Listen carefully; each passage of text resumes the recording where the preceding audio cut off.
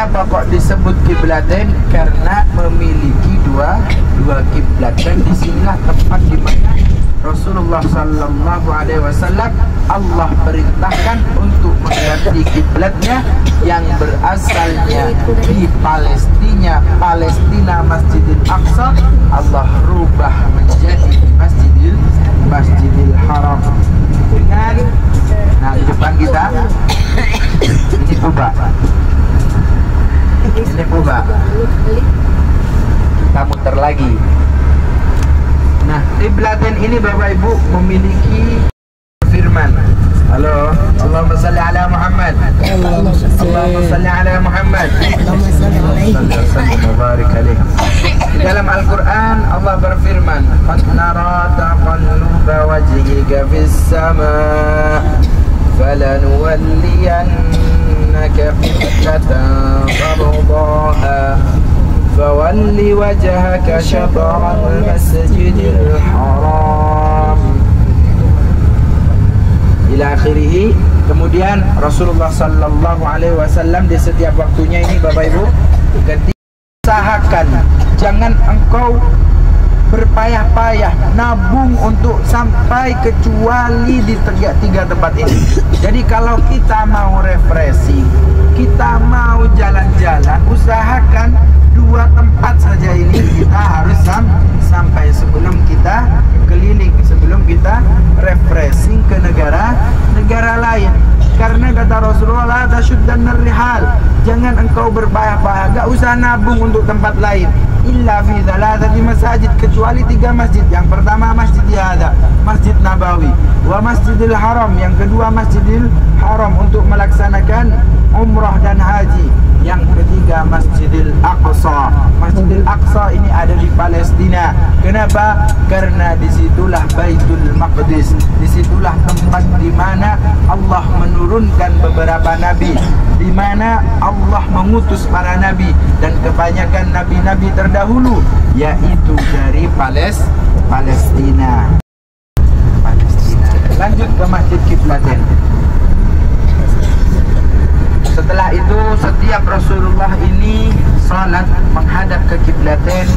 Rasulullah ini agaknya di dalam hatinya beliau ini, kapan ya Allah memindahkan kiblat ini ke Masjidil Haram.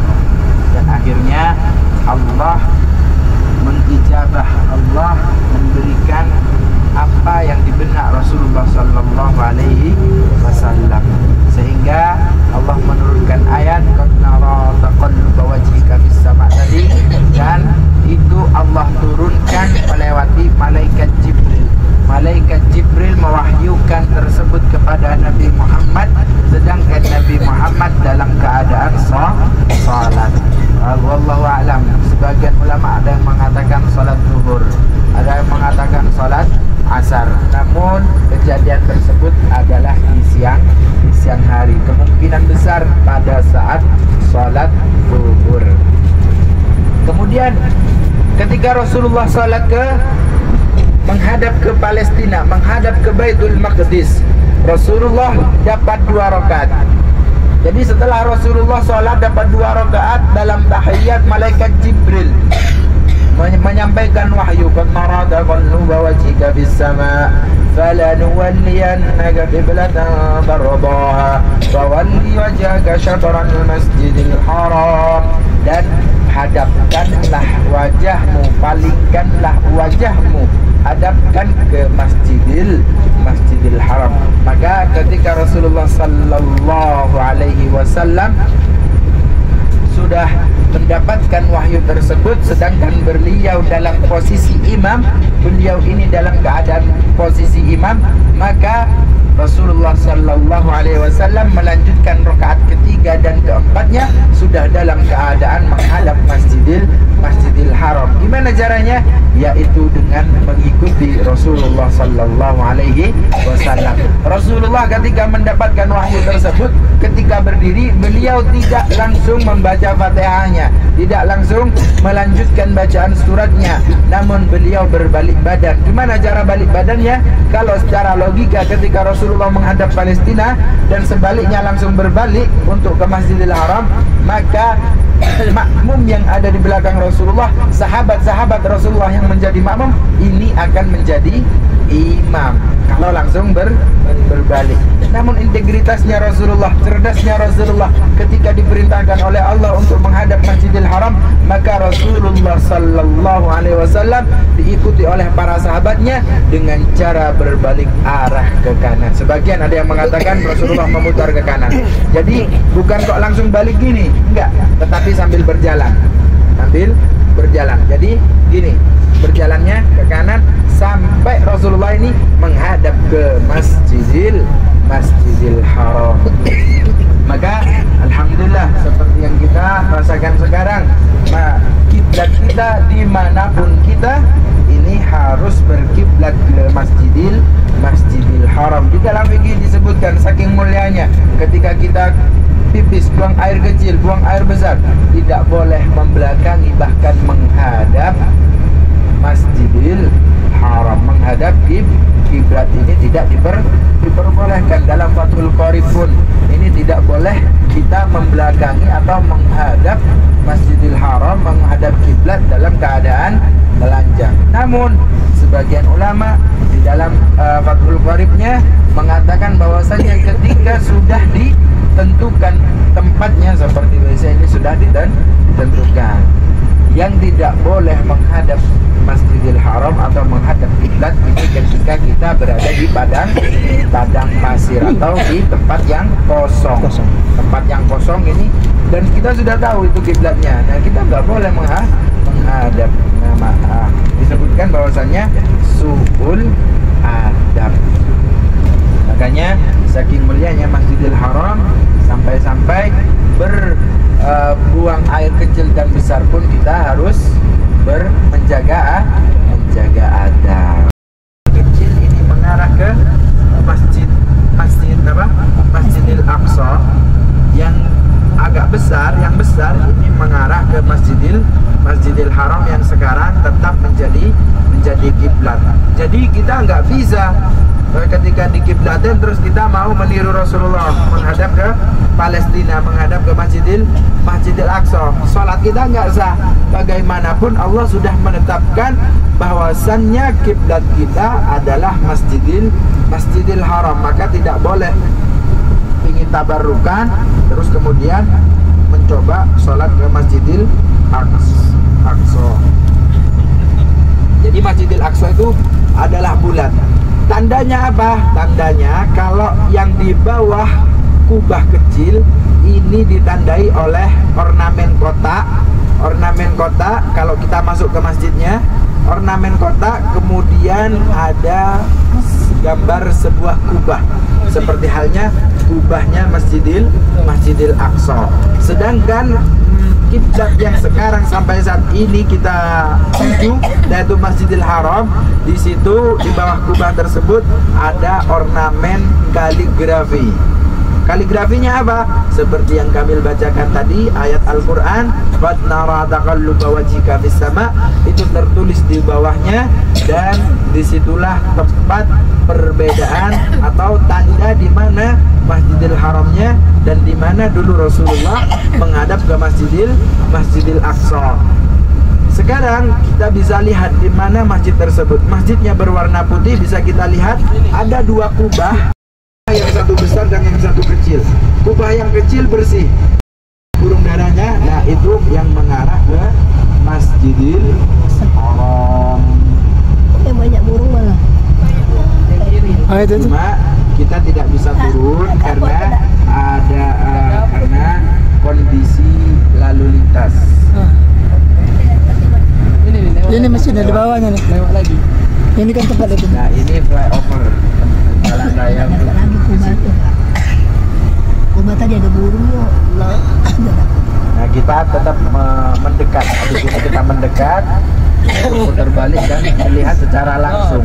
Jadi bukan kok sholatnya dua kiblat, tidak, jangan sampai salah paham. Namun kejadiannya sholat menghadap kiblat Masjidil Haram, yaitu di tempat ini dulu diwahyukan oleh Allah Subhanahu wa taala untuk mengganti kiblat dari Masjidil Aqsa ke Masjidil Haram. Jadi kita ketika baca Al-Qur'an akan ingat tempat ini. Oh, ini yang Allah perintahkan Rasulullah untuk mengganti kiblat kita. Nah, di sini di kanan kita. Di kanan kita ini. Nah, ini bisa masuk lewat tangga. Lewat tangga ada. Di sini. Nah, biasanya kalau ada jalannya banyak, nggak ada yang parkir karena memang sulit. Alhamdulillah kita sudah menapakilasi sejarah pergantian kiblat. Bukan kita punya dua kiblat, tidak. Kita menapakilasi tempat pergantian kiblat. Di kiri kita ada masjid, di kanan ada masjid kecil 1, 2, 3, 4, 5. Yang satu berada di sebelah gunungnya dan yang satu ada di sebelah kanan ujung, ada di ujung sana. Jumlahnya 7, makanya dikatakan Masjid Sab'ah. Mohon maaf tidak bisa mendekat karena sedang perbaikan, dan insya Allah 2026 Bapak Ibu akan kesini kembali. Amin ya Rabbal Alamin. Masjid Sab'ah. Masjid Sab'ah ini dikenal juga dengan Khandaq. Peperangan Khandaq. Khandaq artinya adalah parit. Jadi ketika Rasulullah Sallallahu Alaihi Wasallam mendapatkan kabar bahwasannya beliau akan diserang, maka Rasulullah Sallallahu Alaihi Wasallam mengadakan rapat paripurna, wahai para sahabatku, mari kita bermusyawarah. Gunanya sangat penting ketika kita mendapatkan suatu perkara yang besar untuk bermusyawarah. Dalam Al-Quran Allah berfirman, wasyawirhum fil amr, maka bermusyawarahlah dalam urusan apapun itu, dalam keluarga. Kadang-kadang kita mengambil pendapat kita sendiri. Namun Rasulullah sebetulnya beliau bisa mengambil pendapat sendiri, namun ternyata Rasulullah mengajarkan kita untuk bermusyawarah. Ketika bermusyawarah, Rasulullah pun tidak mengambil keputusan sendiri, tidak mengambil keputusan seenaknya, tidak. Bahkan Rasulullah ini menerima keputusan orang mu'alaf yang lain, orang yang masuk Islam bukan dari negara Mekah, bukan dari negara Mekah. Dari mana? Dari Persia. Makanya siapa namanya? Salman. Makanya disebut sampai sekarang Salman Al-Farisi, karena berasal dari Persia. Nah, setelah itu ketika Rasulullah mengadakan rapat, para sahabat ini pada mikir untuk mengalahkan kaum kafir. Maka setelah lama bermusyawarah, maka Salman Al-Farisi memberanikan diri untuk mengangkat tangannya dan kemudian menyampaikan pendapatnya. Yang pertama, untuk membuat parit. Khandaq ini parit. Setelah membuat khandaq, khandaq ini tidak kecil, ukurannya 5 meter, dalamnya 4 meter. Ada yang bilang 3 meter, ada yang bilang 6, Allahu a'lam. Nah, kemudian namun di sirah nabawinya Imam Al-Bukhari kurang lebih 4 meter.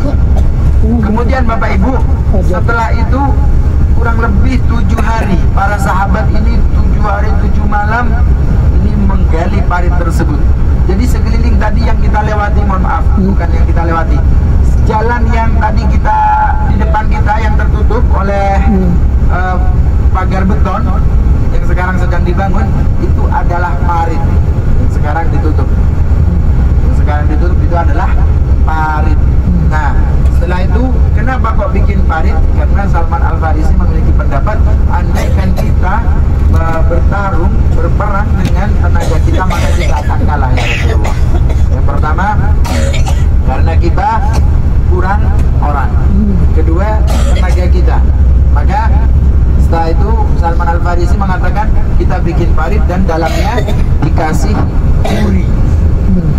Kenapa kok 5 meter? Agar tidak bisa diloncati kuda.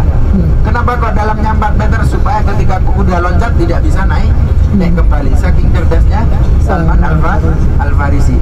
Setelah itu ternyata betul. Ketika kuda akan meloncat, kuda mundur. Ada yang loncat dan kemudian jatuh dan tidak bisa naik kembali kudanya.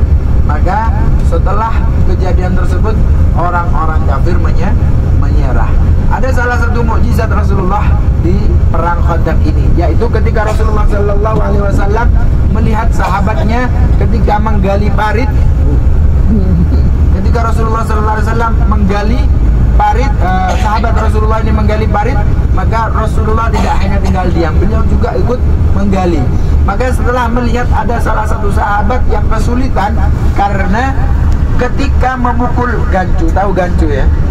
Seperti pacul namun lancip di depannya. Ketika dipukulkan, ketika akan menggali itu kesulitan, sangat-sangat keras dan besar batu tersebut. Maka sahabat ada yang memberanikan diri untuk melaporkan kejadian tersebut kepada Rasulullah Sallallahu Alaihi Wasallam. Setelah melaporkan, ternyata Rasulullah menerima dan kemudian beliau mengambil gancu tersebut dan memukulkannya sebanyak tiga kali. Setelah dipukulkan 3 kali, padahal sebelumnya dipukul ratusan kali oleh beberapa sahabatnya Rasulullah, tidak terpecahkan. Sedangkan Rasulullah Sallallahu Alaihi Wasallam ketika memukulnya 3 kali, beliau batu tersebut langsung pecah, langsung hancur lebur. Ketika pukulan pertama Rasulullah melihat cahaya ke Yaman, yang kedua melihat ke Romawi, yang ketiga melihat cahaya di Persia. Nah, apa tanda tersebut? Yaitu ditaklukkannya 3 raja tersebut dan masuk Islam mengikuti ajaran Rasulullah Sallallahu Alaihi Wasallam. Maka sebagian ulama mengatakan bahwasannya kekuatan satu nabi ini sama halnya dengan 100 orang biasa. 1 kali pukulan para nabi ini sama halnya 100 kali pukulan orang biasa. Bukan orang-orang biasa yang kerjaannya tidur, tidak. Orang biasa yang kerjaannya nyangkul. Nah itu kalau mukul loh ibu 1 kali langsung pelek gitu. Nah itu saking kuatnya Rasulullah Sallallahu Alaihi Wasallam. Dikisahkan juga bahwasannya sahabatnya Rasulullah paling kuat, paling berani ini Sayyidina Ali bin Abi Thalib. Maka suatu waktu Sayyidina Ali pernah bergumam, siapa sih yang paling kuat di antara sahabat? Saya ingin tahu manusia yang terkuat melebihi kekuatan saya. Nah kemudian Sayyidina Rasulullah Sallallahu Alaihi Wasallam menyampaikan, wahai Ali, datanglah di lereng bukit ini, maka kau akan menemui orang di sana, maka berperanglah dengan dia. Maka ketika Sayyidina Ali mendatangi bukit tersebut, di lereng bukit tersebut ternyata betul ada orang yang sudah menunggu Ali bin Abi Thalib. Maka setelah itu Ali bin Abi Thalib penasaran karena beliau bertopeng, beliau menutupi wajahnya. Ketika berperang, ketika sudah duel maut, ternyata kalah Sayyidina Ali bin Abi Thalib. Maka penasaran, dicoba lagi besoknya. Saya masih nggak mau kalah, coba lagi besoknya, dan ternyata kalah. Maka ketika ketiga kalinya Sayyidina Ali tidak sengaja terbuka topengnya, ini terbuka dan ternyata itu Rasulullah Sallallahu Alaihi Wasallam. Maka ketika ada sahabat yang kuat, ternyata ada yang lebih kuat, yaitu Rasulullah Sallallahu Alaihi